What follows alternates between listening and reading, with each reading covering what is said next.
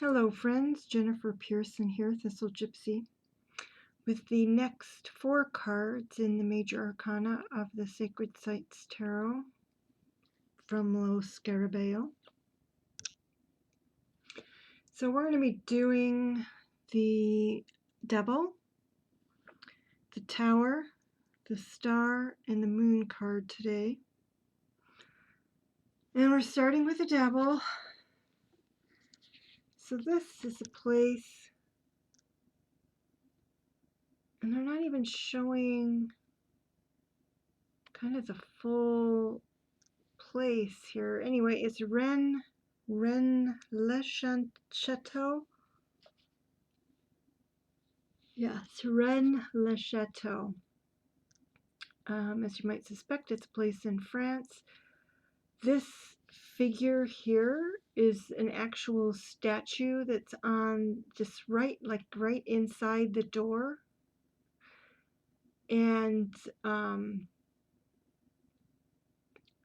it's kind of crouched. You can't quite tell here because in the actual church, and it's just when you come inside the door, the devil has I think a baptismal font on it,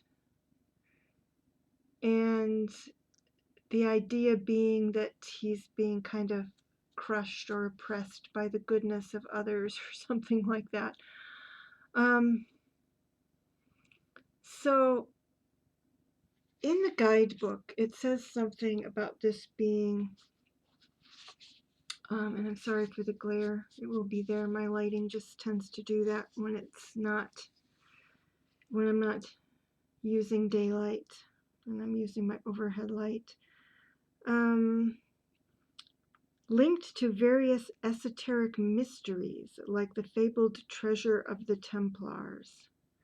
So I guess I wouldn't have associated that, the Templars at any rate, with esoteric mysteries, but there is a fabled treasure which is probably gone, which I'll explain in a minute. But anyway, the mythical Grail. Now, the things that I watched about it didn't say anything about the Grail, really. Today, this is a recurring destination for lovers of the occult. So, the mysteries, as I learned about them in the videos that I watched, the documentaries that I watched, they aren't esoteric. They're financial, but they're appropriate for the devil because they apparently did have to do kind of with temptation.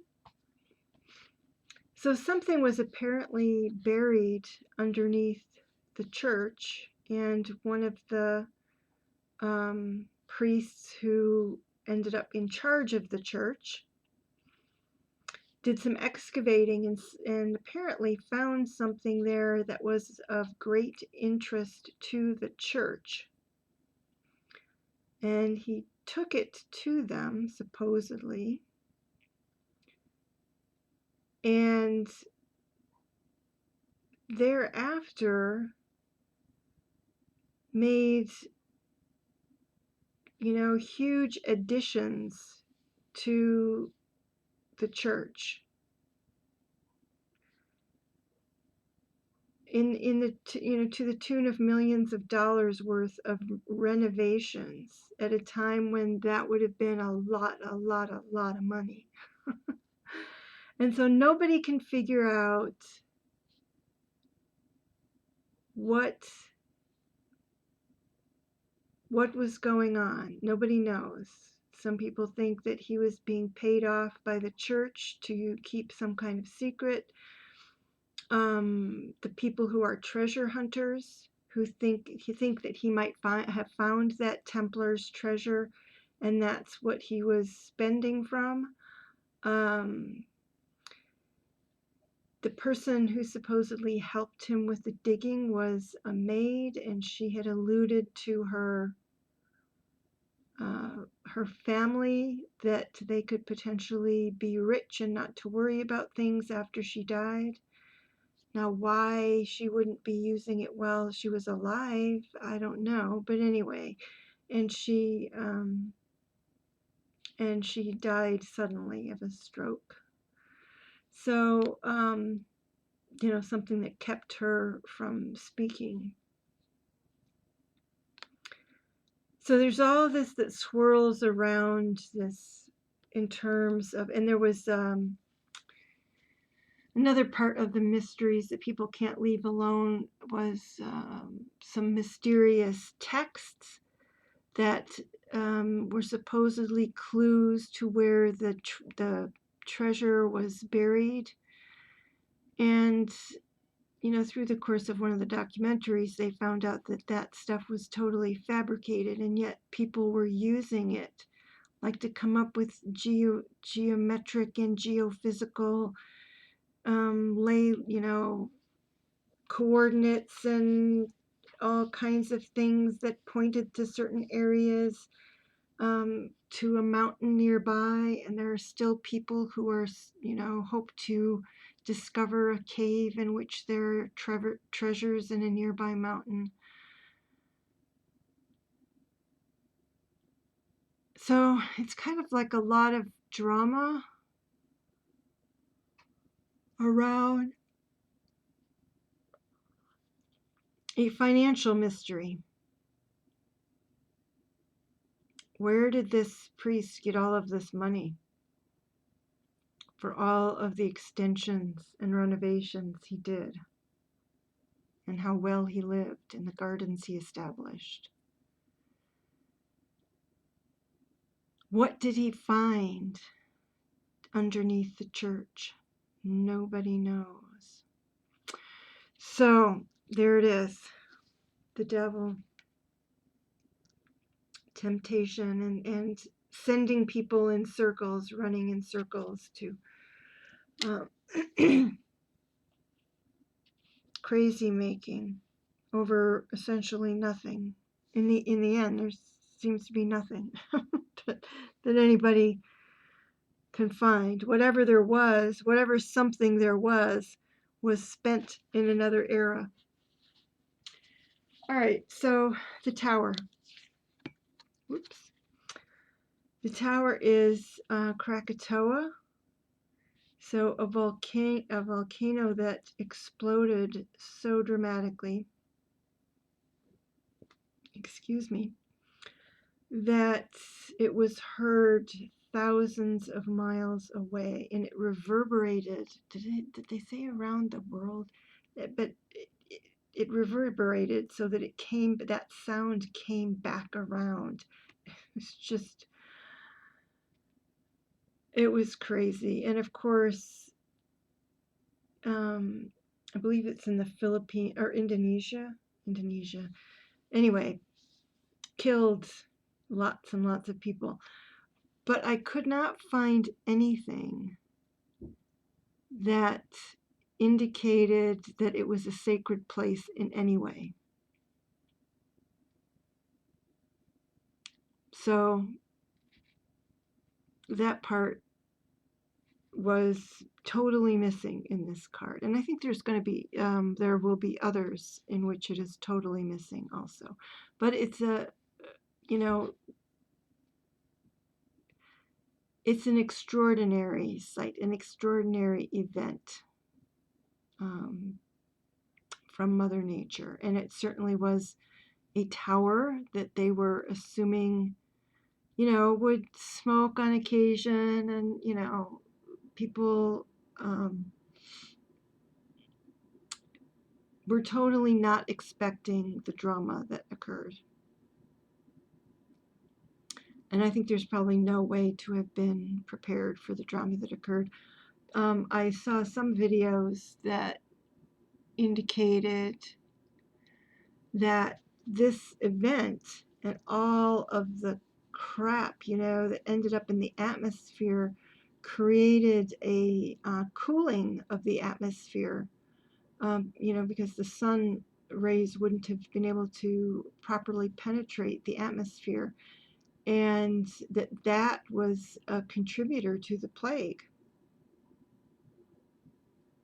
and other diseases in other parts of the world, the destruction of other civilizations because of droughts that occurred, because of that climate change that accompanied this explosion. So yes, it certainly represents a huge disaster.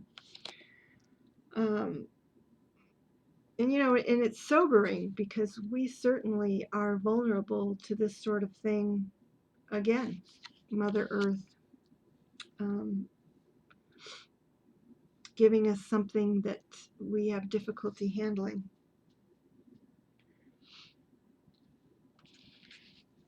Okay, so this is the Ziggurat. And I was like, what the heck is a ziggurat? Anyway, this is the Ziggurat of Ur.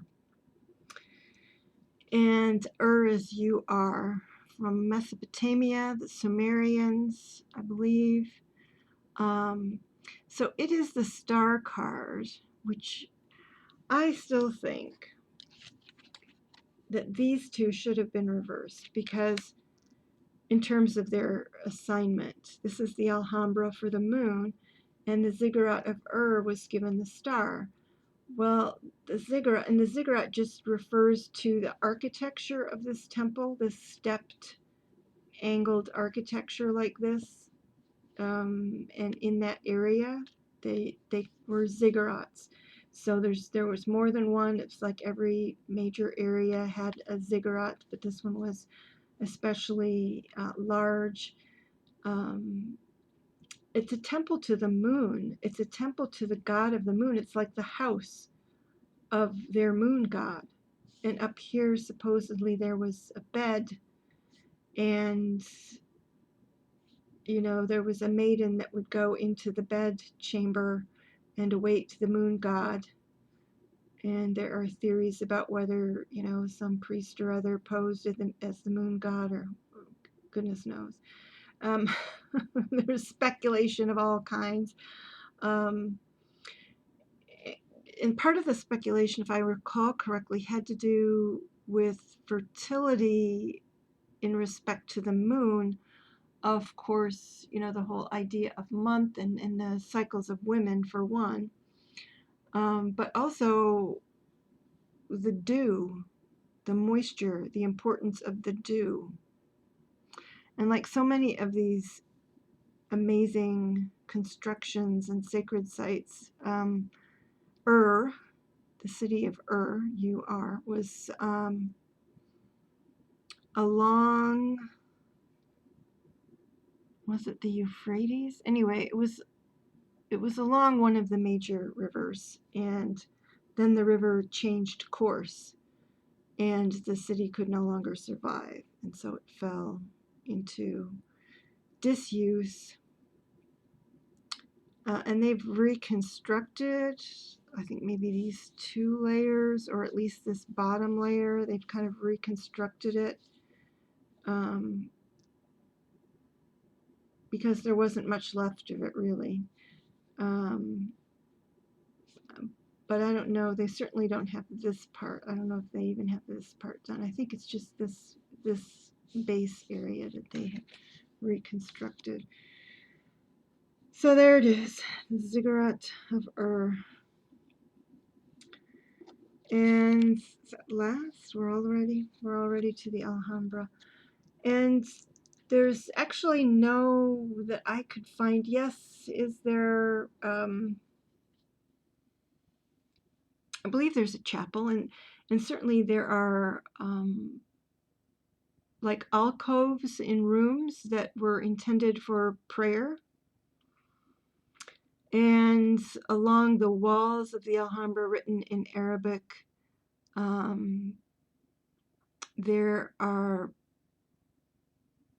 there's scripts from the Quran, verses glorifying Allah, but it's a palace. It's a palace. So it's one of those amazing beautiful things that we can enjoy that is a product of a series of egos, actually, a series of egos, not just one.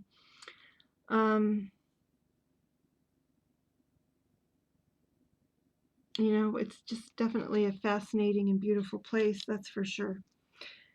And again, water features very, very heavily. They had a sophisticated water system that when the Spanish took it over, they didn't even understand. And so they ignored it and didn't know how to use it. Oh, goodness. What did I...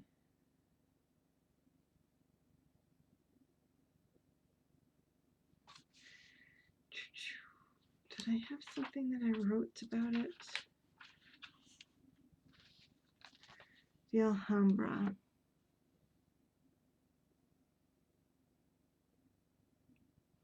I will say, again, the whole, with the Ziggurat of underneath this, they did some excavating, and there were like the tombs of kings. So again, there's the whole death and building on top of things. It's like when you find a good place, you just keep building on top, you know. And I think that was true here as well to some extent. So I was trying to figure out how to associate the moon with the Alhambra. So Alhambra is, if you translate it, is red one. So the outside of it is red, even though some of the interiors are lighter in color. And some of the, I think the more famous interiors are lighter in color. So maybe it was that. Maybe it was just its beauty. Maybe, you know, the reflecting pools, and the moon's association with reflection. But it's kind of a stretch. Like I said, it would have made more sense to make this the moon card and this the star card. Now, the reason that it would make sense to have this as the star card is because this has a ceiling in one of the buildings that is supposed to be a representation of heaven, of the heavens, of the stars, and it's all based, the geometry of this is all based on a star shape, you know, where you have this square, and then kind of a square and a diamond. So a square in one attitude and then a square tipped. I guess it would be 90 degrees. And that ends up forming a star, and all of the geometry is sort of based on that, outward from that.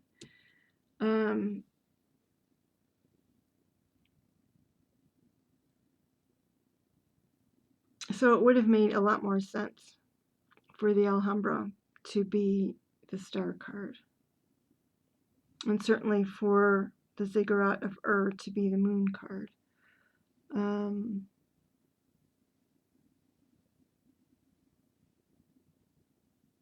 But you know, sometimes the moon is red or orange, you know, and sometimes, you know, and the moon mostly is a bright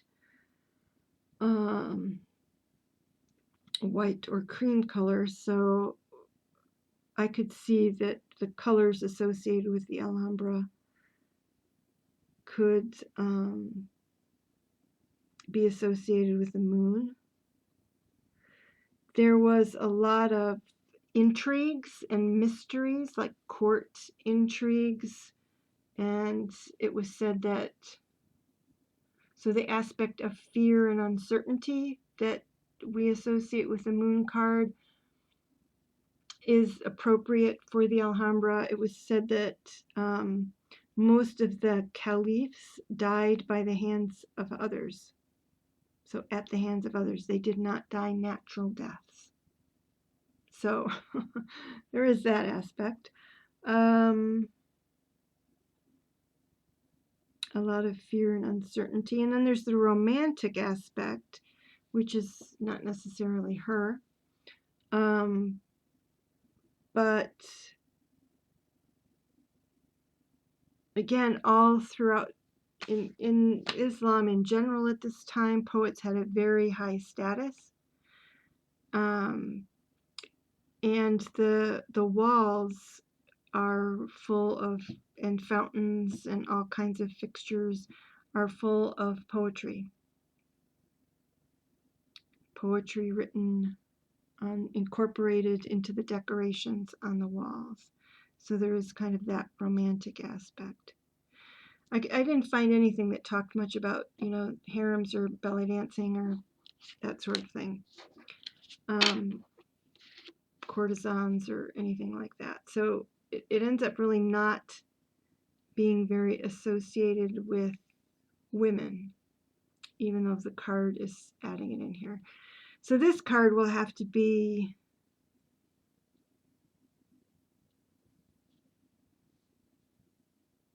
as reading it, I will probably have to associate it with women and just with beauty. But yeah, it feels, to me, it's much more a star card. So maybe I'll just read it as a star card. Can't hurt to have more than one star card. And I know that this is about the moon, if I can remember. If I can remember that it's about the moon.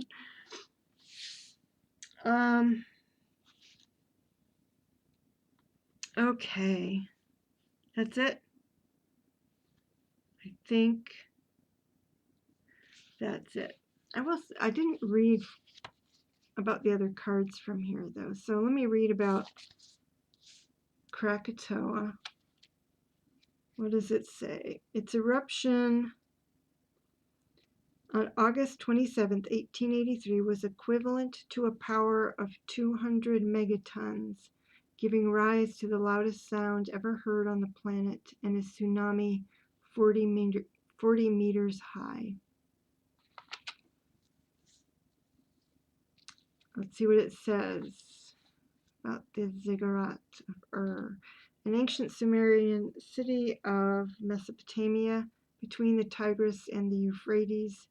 For a period of time, about 2,000 years before Christ, Ur was the largest city in the world. So no association. I mean, I guess it's saying that the city was a star.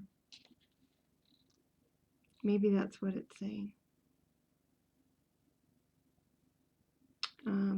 A place where people would go. And I could see that. But the Ziggurat is dedicated to the moon.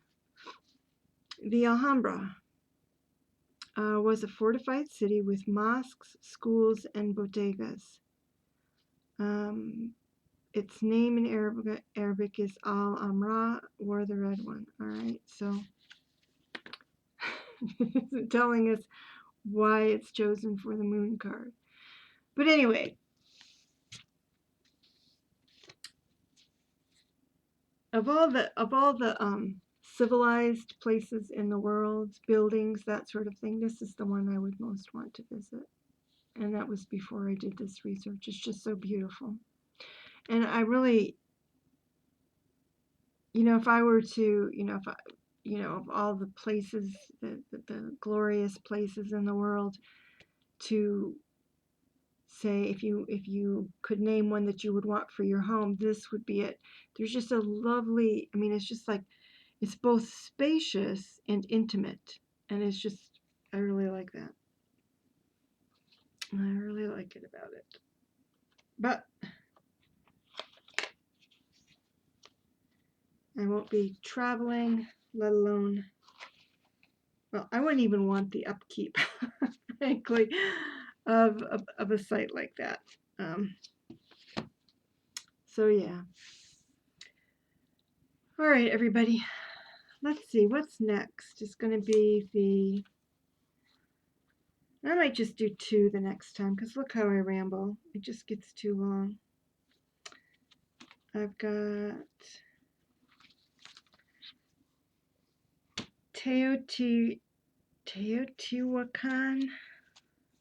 I don't know where to put the stresses on that word. Teotihuacan. maybe.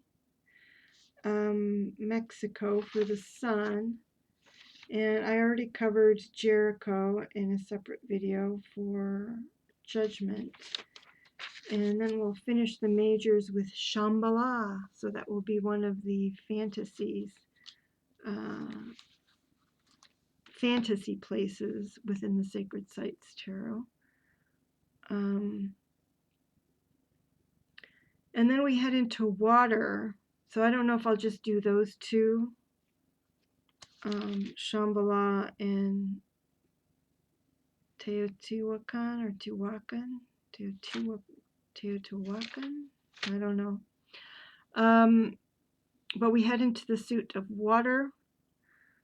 And the first two are Mount Fuji, Japan, and Meoto Iwa in Japan also. All right. So stay tuned. Take care, everybody. Bye-bye.